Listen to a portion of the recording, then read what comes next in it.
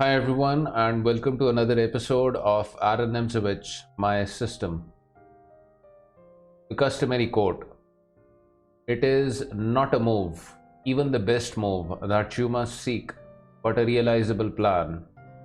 From the Russian chess player and author Eugene Znosko-Borovsky, who played during the first half of the 20th century. A brief review of the last part, where we continued our study of part 2 of the book, Position Play, and its first chapter, The Conception of Position Play and the Problem of the Center. We continued discussing the principle of overprotection and then moved on to the topics of the collective mobility of a pawn mass and the paramount importance of the center, with illustrations from Nimzowitsch.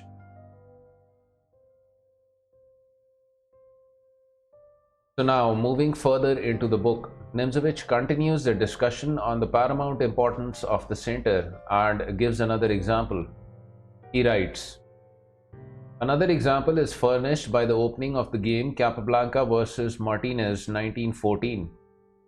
After e4, e5, bishop c4, bishop c5, knight c3, knight f6, d3, knight c6, bishop g5, h6, bishop h4, g5, bishop g3, h5, h4, g4, queen d2, d6, knight e2, queen e7, and castling.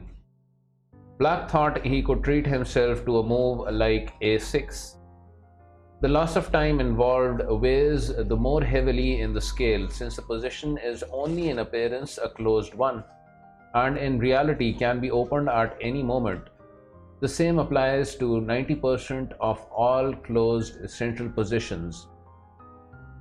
There followed knight d5, knight takes on d5, e takes on d5, knight d4, knight takes on d4, bishop takes on d4, c3, bishop b6, d4, f6.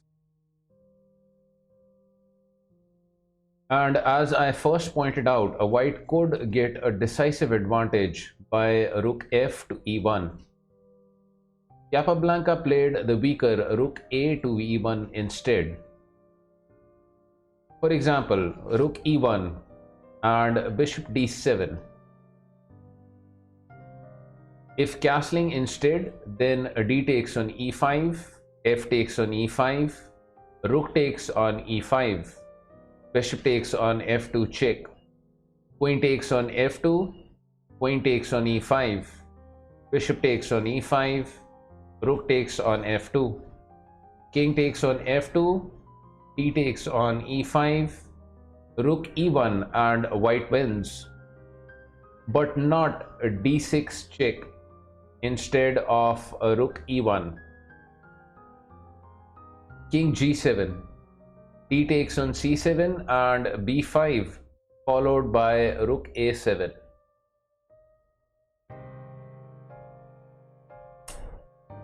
So bishop d7, a4, castling long, a5, bishop a7 and b4, followed by rook e to b1 and b5 with a winning attack.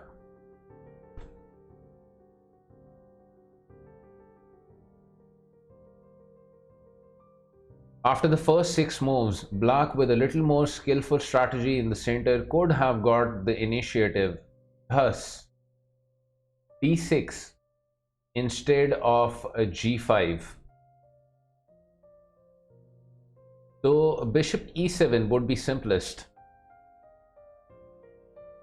So d6, and if knight d5, g5, bishop g3, then bishop e6. With a well-known threat, bishop takes on d5, e takes on d5, knight e7, bishop b5 check, c6, d takes on c6, b takes on c6, and black would dominate the center.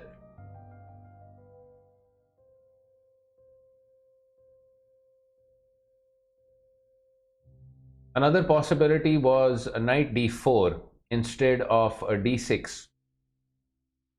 For example, knight d5, g5, bishop g3, c6, knight takes on f6 check, queen takes on f6, c3, knight e6, h4, and a d6, followed by bishop d7, castling long, and when opportunity occurred, knight f4.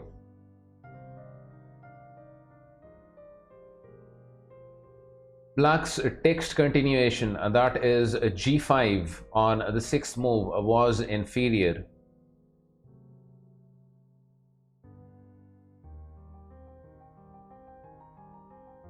Nimzowitsch remarks on this position alongside its diagram in the book as follows.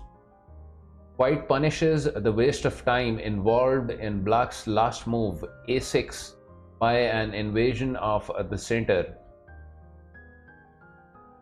Nimzowitsch continues, all these examples teach us that the function of a knight at c3 does not solely consist in holding up a pawn advance to d5. No, the knight so posted is under obligation the moment the enemy gives them a chance of undertaking an invasion of the center by knight d5. Such a chance is often given by amateurs who show a preference of starting a maneuver on a wing before it is justified, unfortunately without giving much thought to the question whether they may perhaps be taking too many troops away from the center. Else, how could such a line of play as the following persist for so many years? Yes, and even in master tournaments.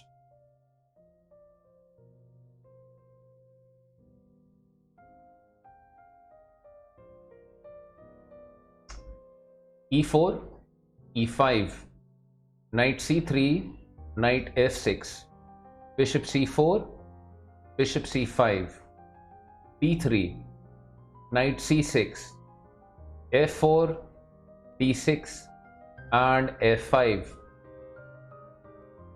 Naturally, knight f3 instead is the proper move.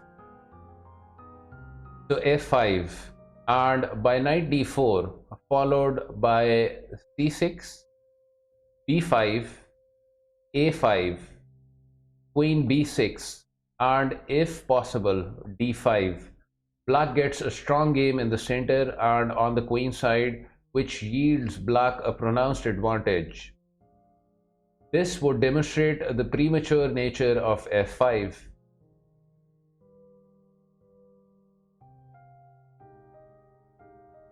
Nimzowitsch remarks on this position alongside its diagram in the book as follows. White's last move, f5, does nothing in the sense of observation of the center, but is rather a movement directed away from the center.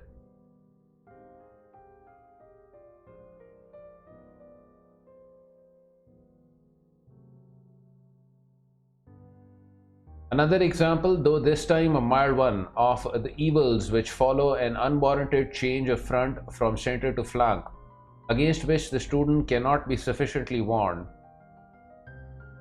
e4, e5, knight f3, d6, d4, knight f6, d takes on e5, knight takes on e4, bishop d3, knight c5, bishop f4, and knight takes on d3 check. Black had the opportunity here by knight e6 instead and d5 to build up their position on scientific principles. The knight at e6 would have been a strong elastic blockader. So knight takes on d3 check, queen takes on d3, knight c6, and castling.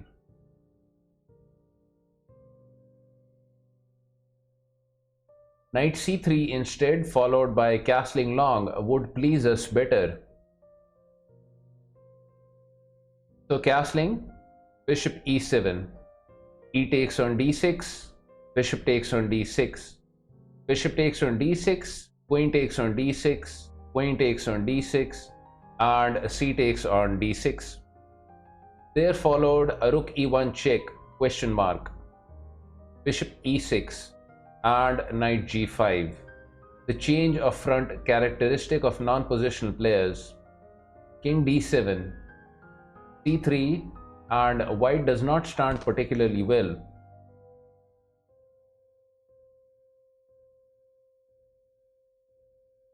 The right course was knight c3 instead of a rook e1 check, and after knight b5 and knight d4, white would be centralized and have the superior game.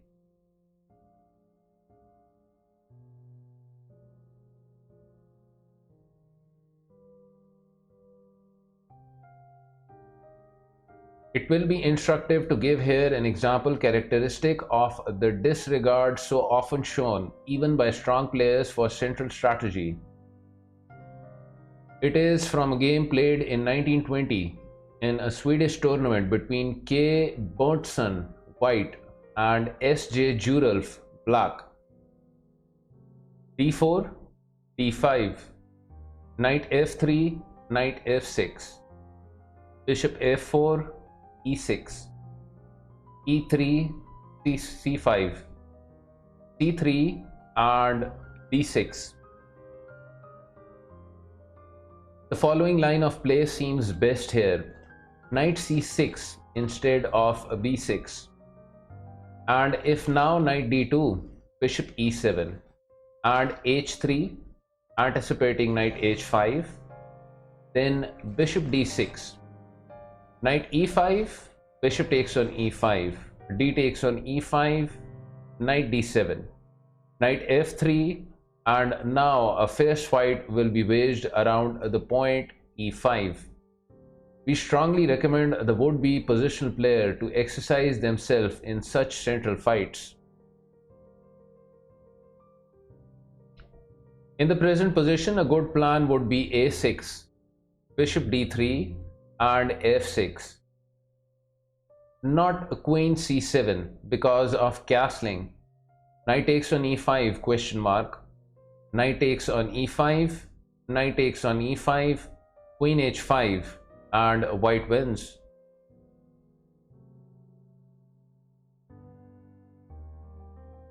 So f6, in order after e takes on f6 and queen takes on f6, to seize the hotly disputed point e5 by e5. We advise our readers to study this position.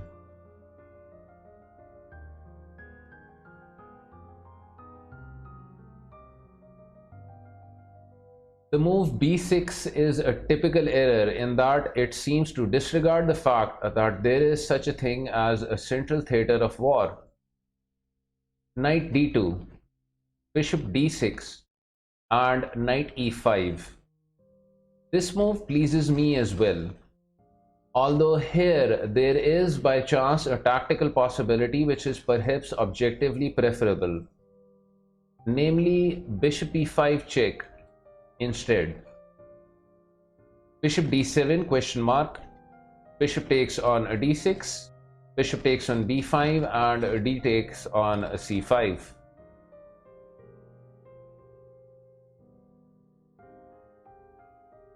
But knight e5 is the more logical move, since owing to the loss of time involved in black's b6, the center was ripe for an invasion.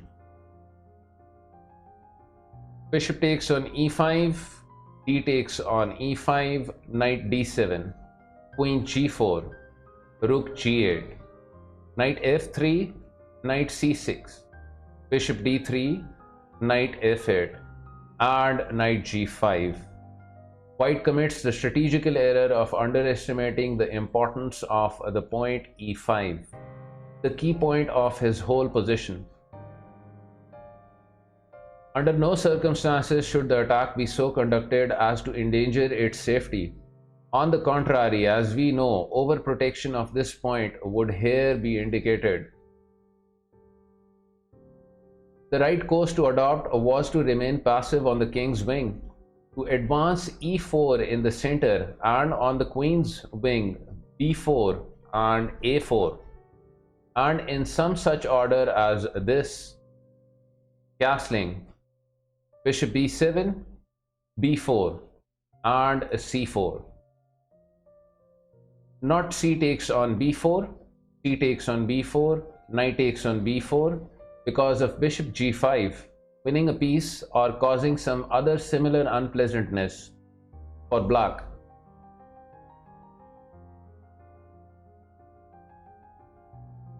So c4, bishop c2, queen d7, a4 and a6. If castling long instead, then a5. B takes on a5 and b5 with a winning attack for white. So a6, e4, castling long, bishop e3, king c7 and a5 with a decisive attack for white.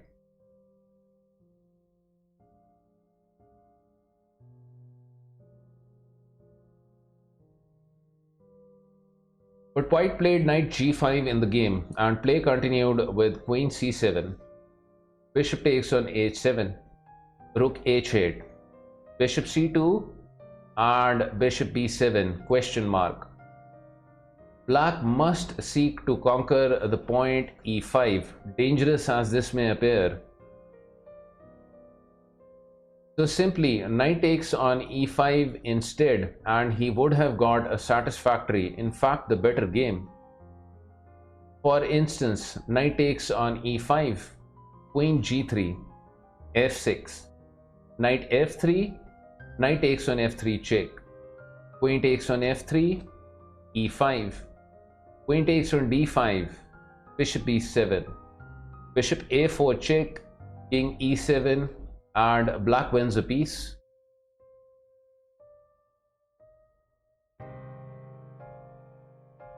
Or knight takes on e5, bishop a4 check and king e7 with the threat knight d3 check. On the other hand, the reply bishop d7 instead would have been bad for black, since white by means of bishop takes on d7 check, knight takes on d7, knight takes on e6, f takes on e6, queen takes on e6 check, king d8 and queen takes on d5 would get a strong attack with 3 pawns for his sacrificed piece. But as suggested, knight takes on e5, bishop a4 check and king e7, black could have got an excellent game.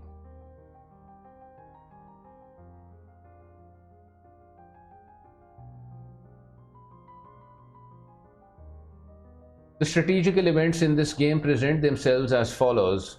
b6 by black here had no bearing on the center, and in consequence white waxed strong and mighty there. Knight e5.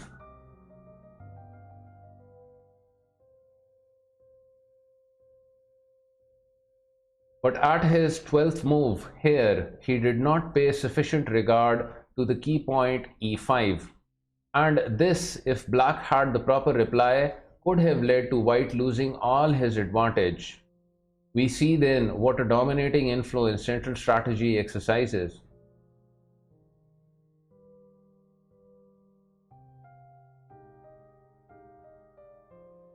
So bishop b7, knight f3, g6 and bishop g5 question mark. Scarcely had he by luck escaped the dangers in the center than the leader of the white forces, always on the lookout for a combination, again sacrifices his chief possession from a strategical point of view, the point e5. The overprotectors, the knight at f3 and the bishop at f4, should have remained at their posts. His proper course was indicated previously in the note to move 12, where knight g5 was played by white. Knight takes on e5. Now black shows courage. Knight takes on e5, queen takes on e5 and h4. It is absolutely essential for white to recover the point e5. Accordingly, bishop f4 instead, and if in reply queen h5, then queen g3, f6, bishop d6, and black could hardly succeed in consolidating the position, which is threatened in every nook and corner.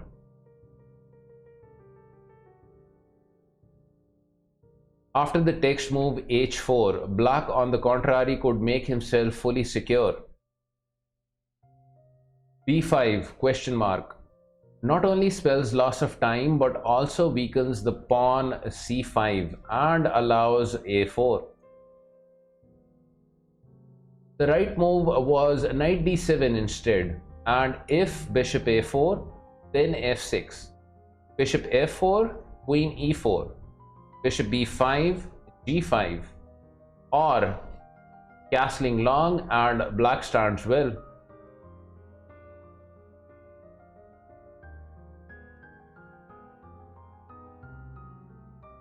So b5, castling, knight h7, bishop f4, queen h5, queen takes on h5, g takes on h5, a4, and white won the ending, which he conducted very cleverly. The moral of this game runs thus. Number 1, watch the center as discussed on black's 5th move, white's 12th and following moves, and black's 14th move. Number 2, overprotect the key point as discussed on white's 12th and 16th moves. Number 3, do not divert your attack prematurely as discussed on white's 12th and 16th moves. Number 4, after the pawns are gone, the key points must be occupied by pieces as discussed on white's 18th move.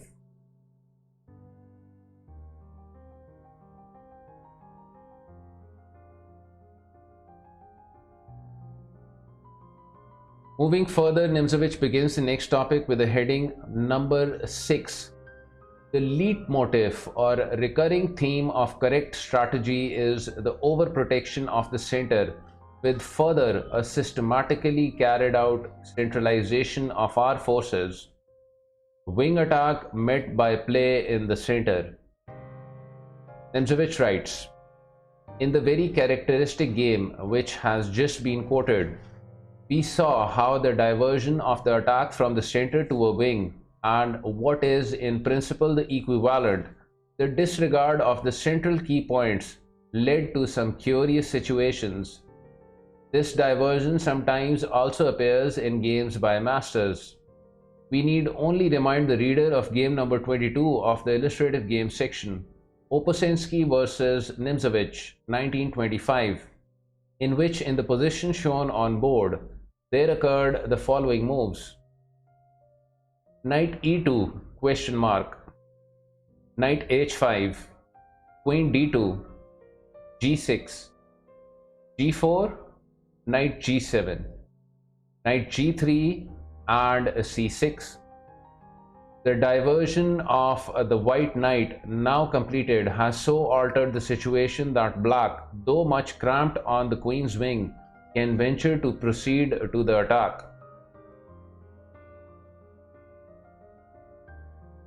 Please note that this game was covered in its entirety in part 29 of this video series. Nimzowitsch writes of this position alongside its diagram in the book as follows. White maneuvers the knight at c3 over to the king's side, though the knight's true business was to look out for black's c6, another example of an unseasonable diversion.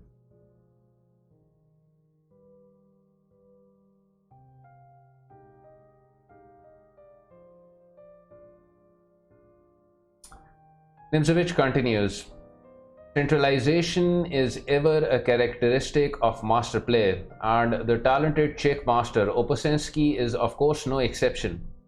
Qhinn makes use of this strategy with special predilection or preference, and this, with play against enemy squares of a particular color, forms the leitmotif or recurring theme of all his games. Even when the knife seems actually to be at his king's throat in a kingside attack, he yet finds time to mass troops in the center. A typical example is furnished by his game with me at Semmering in 1926.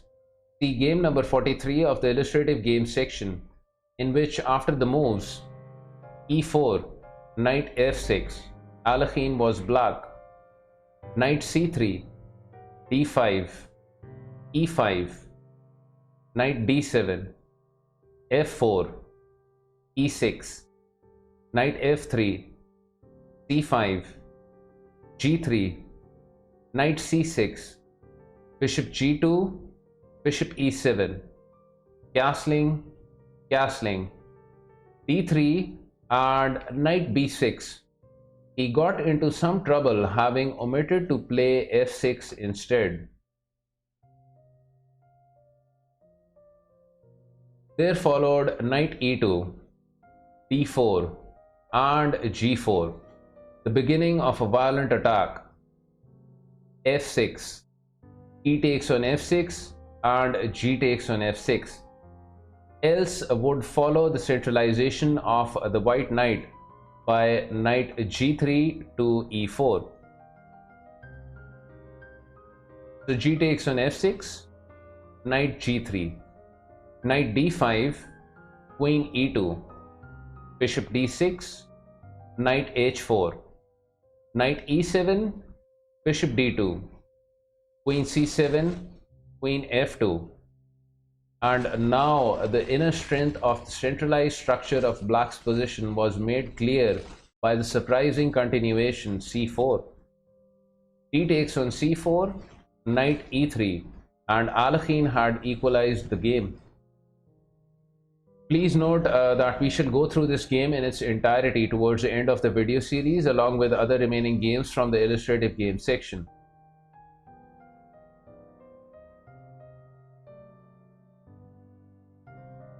Nimzowitsch writes of this position alongside its diagram in the book as follows.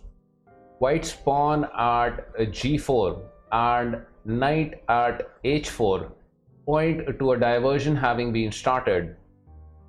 His knight at g3 has a fairly clear conscience in the centralizing sense, but he also has his eye on h5.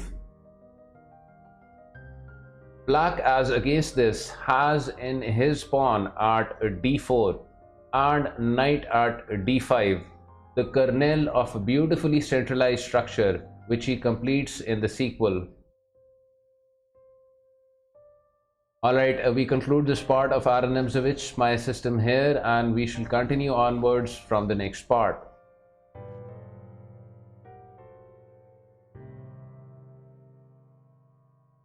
Here is a look at the recent channel support from my Twitch stream, including two new supporters, GregoryJamesMac and shokuninumami.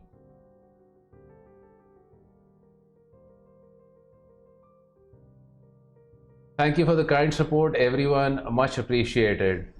Alright, till next time, take care.